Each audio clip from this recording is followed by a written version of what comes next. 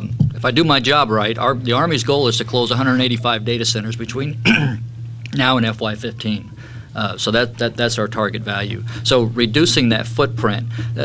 The Army has, and I think the rest of the services have the same problem. We have a unique environment. Right. We have a deployed force environment and we have a generating force environment. And the challenge for us is to balance that deployed force with the generating force environments. We're already doing a lot of things on enterprise level services. We got about 2.2 or 200,000 folks in an enterprise email right now. And by March of next year, we're going to have upwards of 1.4 million into enterprise email. So we're collapsing all of our enterprise or all of our email exchange servers to move to an enterprise service like enterprise email. We're doing the same thing with things like SharePoint. And so I always tell my boss, we're tracking about 8,000 applications in the Army right now. Out of those 8,000, that's 2 of them. Email and SharePoint, we got about 7,900 some odd more to go.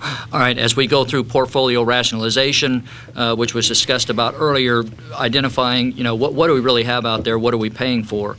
And then the other piece of that is really the ability for the first time to fight joint seamlessly, taking the human out of the loop where I can organize the combat teams as we get ready to deploy without a lot of human intervention, that I can collaborate both in garrison, as I'm in transit, and when I hit the ground, pushing that collaboration capability and transparency all the way forward edge on the battlefield from the time I leave home station all the way out forward. We don't have that architecture in place today. We don't have the security measures in place, and we just don't have the full transparency across the network because of all the firewalls and all of those stovepipe systems in there. So that is the vision for Network 2020 for at least the Army, where we want to go. All right, be able to share and collaborate across the force with not only the Army, but with our joint partners. Yeah.